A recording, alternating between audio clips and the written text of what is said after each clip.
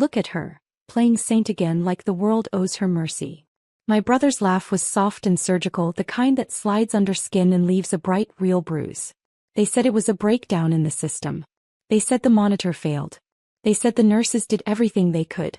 My mother's hands trembled like a prayer leaf as she clutched the edge of the bed and whispered, "It wasn't his fault, honey." My sister pressed her lips so hard they went white and mouthed the family lines. Forgiveness, accident, fate. Hi everyone, my name is Maren Ellis. I say my name because names are what we trade for truth in families, and mine has been spent in misplaced charity for years. My daughter's name is June. She is 8, and at 8 she knows the rhythm of cartoons and the weight of pills in the brown cup by her bed. She knows how to braid her hair into a small, stubborn crown. She knows the smell of antiseptic and chocolate milk. She knows how to call for me. The night the alarm went quiet, the hospital corridor hummed with fluorescent indifference. The monitor next to June coughed once, a long needy beep, and then nothing. Silence in a ward is a body of ice. It moves, it makes noise with its absence. I remember every sound that came after. My breath smaller than a match, the nurse's shoes urgent, my brother saying, "I only pulled it for a second." It was annoying. The word second is elastic when you use it to measure murder. They found her flatlined 20 minutes later. 20 minutes is an eternity if you're counting the seconds someone stops answering you. 20 minutes is a small, monstrous window where meaning can be rearranged. I watched the rig that was supposed to protect her, beds, charts, alarms, turned into theater where they performed the language of remorse and the costume of confusion. They left the plug in the sink that night. A single plastic plug with a thin wire like an apologetic tail. My brother's thumbs smelled faintly of cigarettes and resignation. He kept saying, "I didn't mean," and meant everything any man means when he wants to paper over what he did with the damp tissue of excuse. I let the nurses explain the mechanics. I let my mother fold herself smaller. I let June's small chest stop echoing inside me. Then I began to count who we were to each other. Debts, favors, the currency of silence we'd allowed him to hoard. By dawn I had traced the moment in my head like a map. The betrayal wasn't sudden, it had been practiced. The danger had been disguised as carelessness. The sweet thing about practiced betrayals is they leave patterns. And I have spent my life reading patterns. When the machines went still, time split in two, before and after that sound. Before, June humming along with the cartoon's theme song. After, the blue line flattening like the sky giving up. My brother, Evan, stood there frozen, his hand still near the socket. He looked at me like I'd accuse him of spilling milk, not stealing a heartbeat. "It was just buzzing too loud," he whispered. She was sleeping. I didn't answer. I watched the way his pupils darted to the door, already searching for an escape that didn't exist. The nurse brushed past him, pressing buttons, calling codes, her voice turning metallic through the speaker system. A rush of white coats. The smell of burned wires. And me, anchored to the floor, one hand clutching June's tiny sock like it was proof she was still here. They brought her back somehow. A small miracle threaded through chaos. Her pulse blinked on the screen again, weak, hesitant, but there. The doctor called it a fortunate intervention. I called it divine interruption. Evan didn't stay to hear it. He slipped out into the hallway before they finished stabilizing her.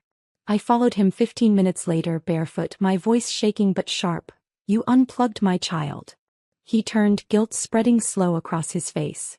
"You're exaggerating." "She's fine. It was an accident." Accident. The word landed like a knife dull from overuse. Evans always had accidents. With money, with trust, with people. And every time our family wrapped the wounds for him, told him he was just under pressure. But this time the wound was June. And the bandages wouldn't fit. That night I sat by my daughter's bed, counting her breaths as the monitors blinked steady again. I replayed the moment like a courtroom video. His hand, the wire, his sigh. In the morning when my mother called and said, "He didn't mean to," I realized something. Forgiveness in our family isn't a virtue, it's a habit. And habits can be broken. I whispered to June, my voice barely audible under the machines, "I'm going to teach your uncle what 20 minutes feels like." The room for the first time understood me. The following week felt like a polite version of hell. Everyone tiptoed around the truth, serving casseroles and condolences as if grief could be fed into submission.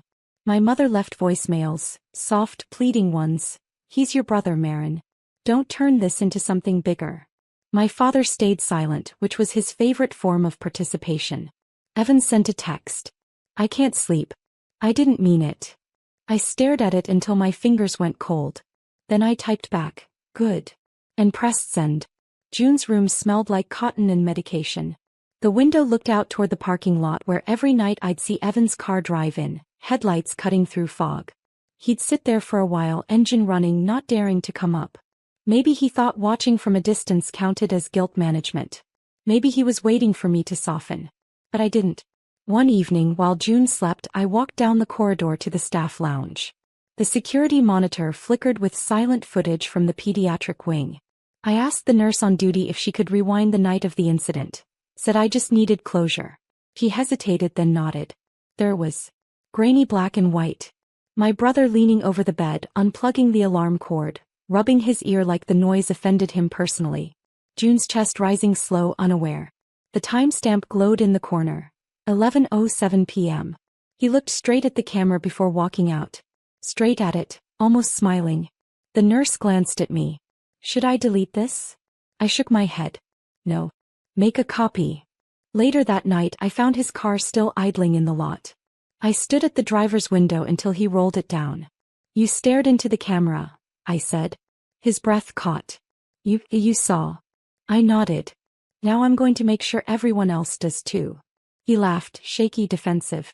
You wouldn't ruin your own family over a mistake. Families don't die from mistakes, Evan, I whispered. They die from people like you. And for the first time he didn't have anything left to say. By the next morning, I had already burned the image of that security footage into my mind. The way his hand hovered, the glint of satisfaction on his face. It wasn't noise that bothered him that night. It was control. Evan always needed to prove that he could silence what he didn't understand. I drove to our parents' house with the flash drive in my pocket. The sky was flat gray, the kind that presses on your chest. My mother opened the door before I even knocked. He's here, she said, voice small, tired. He was sitting in the living room, hands clasped like a repentant altar boy. The television was on mute, showing cartoons, June's favorite. He looked up at me with that old lazy charm that used to fix everything. Marin, please, we've all suffered enough. I took out the flash drive and placed it on the table. Then let's watch what suffering looks like. My mother flinched. No. Not here. But I pressed play. The room filled with the soundless flicker of the hospital hallway, the white of the beds, the small shape of my daughter. And then, his hand unplugging the cord, the life draining out of the screen. My mother gasped. My father for once spoke. You did this? Evan stood up too quickly, his chair scraping against the tile. You don't understand. I didn't think. That's the point, I said, my voice colder than I intended. You never think beyond yourself. He reached for me like words could stitch the wound closed. I stepped back. Don't touch me. My father turned off the TV. Silence pooled around us, heavy, dense. My mother began to cry softly, whispering prayers under her breath. Evan walked out without a word, the door slamming so hard the photo frames rattled. I didn't chase him. I just stood there looking at my parents, two people who had built their peace on denial. If you defend him again, I said, you'll lose me next. Then I walked away, leaving the footage still paused on his face, caught forever in the act of pretending not to care. For days no one spoke to me. The family group chat went silent. My mother sent casseroles through neighbors instead of calling. My father avoided eye contact whenever we passed in the hospital cafeteria. And Evan, he vanished. His number disconnected, his apartment emptied out. Only the faint smell of his cologne lingered in his abandoned car, parked crooked outside our parents' house. But silence can't hide guilt, it only echoes it louder. One afternoon, as June colored in her hospital bed, soft purple skies, big uneven hearts, I received a call from the insurance investigator. Ms. Ellis, the hospital's reviewing negligence claims. We've seen something unusual in the footage. Would you be available to confirm the identity of the man in question? My throat went dry. Yes. I'll come in tomorrow. That night I found an envelope slipped under my door. Inside, a single note written in my brother's messy scrawl. You're destroying everything. Don't do this. Attached was a check, $10,000. Like forgiveness could be bought in round numbers. I tore it in half. Then again until it looked like snow. The next morning I met the investigator. He didn't need confirmation, he just needed consent. I signed the statement slowly, each stroke of the pen feeling like a reclamation of breath. By noon the hospital board had the footage. By evening the whispers began. The Ellis family, they said, the brother who unplugged his niece's machine. The same town that once adored him now crossed the street when he passed. My mother called that night, her voice cracked open with fear. "He's saying you ruined his life." "No," I replied quietly, watching June sleep. "He ruined it the night he decided her life didn't matter." For the first time she didn't argue. Outside the window the city hummed in uneasy rhythm, traffic lights blinking like hospital monitors. I felt the first real exhale of calm since that night.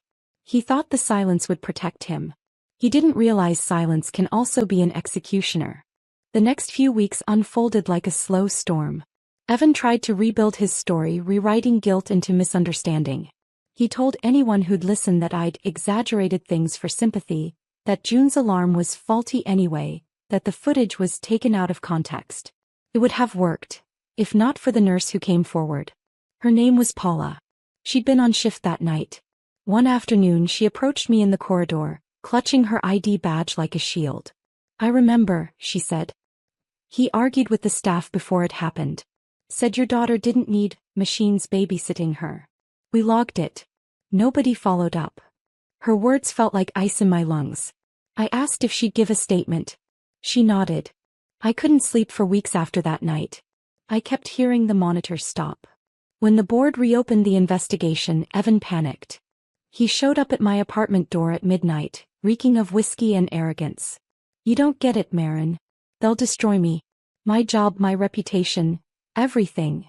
I stepped aside just enough for the hall light to hit his face. "That's justice, Evan. It's supposed to feel like loss." He slammed his fist against the doorframe. "You always wanted to be the hero." I looked him straight in the eye. "No. I just stopped wanting to be your alibi." He left muttering something about lawyers and loyalty, but his voice cracked halfway down the stairs. The next morning, June's doctor told me she could finally go home. Her color had returned, her laugh sounded like sunlight again. When I picked up her small backpack I found a drawing tucked in the side pocket. Me and her, holding hands beside a big red heart. Under it she'd written, "Mommy fixed it." That night, as she slept peacefully in her own bed for the first time in months, I looked out the window at the faint blue glow of police lights reflecting off Evans Street 2 blocks away. He thought this was over. But the truth had only started to speak. The call came at 6:42 a.m., the kind of hour that still belongs to ghosts. "Ms. Ellis," the officer said, "we've taken your brother into custody for obstruction and tampering with medical equipment." I didn't say a word. Just stared at the frost on the window pane and whispered, "Finally." The town erupted the way small towns do when scandal smells like breakfast. Everyone pretending shock while secretly thrilled to have something new to talk about. Headlines bloomed. "Local man arrested in hospital negligence case." My mother stopped answering the phone altogether. My father went to church twice a day as if prayer could reset bloodlines. I visited June's school that afternoon. She was sitting cross-legged on the carpet, drawing a sun with 12 rays. "Mommy," she said without looking up, "is Uncle Evan still mad?" I knelt beside her. "He's learning what sorry really means." That night after she went to bed my doorbell rang. It was my mother, eyes swollen, face years older. She didn't ask to come in, she just held out a small box. "He asked me to give you this." Inside was a silver hospital bracelet, bent slightly at the clasp. June's name was etched across it. I remembered it missing the night of the incident. I'd assumed the nurses misplaced it. My mother whispered, "He kept it, said he couldn't throw it away." Guilt disguised as tenderness. The oldest trick in our family. I closed the box and handed it back. "Tell him I already threw away everything that used to bind us." She started to cry. "He's still your brother." "No," I said softly. "He's the reason my daughter almost never got to be a sister." When she left, the silence returned, but it felt different this time. Lighter. Honest. I went to June's room and watched her sleep, the soft rhythm of breath filling the space. For the first time in months I wasn't counting seconds or alarms. Tomorrow I'd face the courtroom. But tonight, there was peace in the sound of one small heartbeat keeping perfect time. The courtroom was colder than I expected. Too clean, too quiet, the kind of quiet that asks you to breathe carefully. Evan sat across from me in a gray suit that didn't fit right anymore.